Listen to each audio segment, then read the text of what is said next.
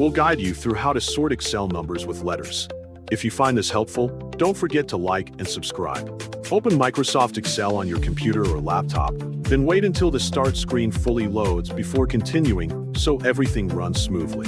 Next, open the workbook that contains alphanumeric data consisting of both numbers and letters.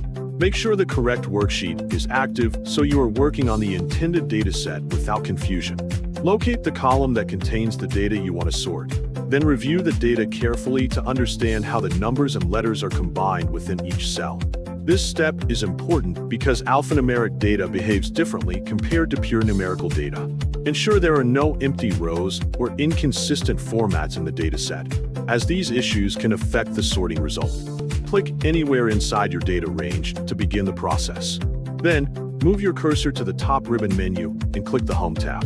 Look for the Sort and Filter option in the Editing group, and click it to open the drop-down menu.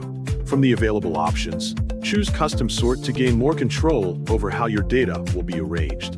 In the Sort dialog box, confirm that the correct column is selected under the column section. Under Sort On, make sure that Values is selected since you are sorting based on the cell content. Then, under Order, choose A to Z to sort the alphanumeric data in ascending order. After confirming all settings, click OK to apply the sorting. Observe how Excel organizes numbers and letters together once the sorting is applied. Notice that Excel sorts based on text order rather than pure numeric value, which explains why combinations like A10 may appear before A2. Take time to review the sorted data carefully and check whether the order matches your expectations. If needed, adjust the column width to improve visibility and make the data easier to read.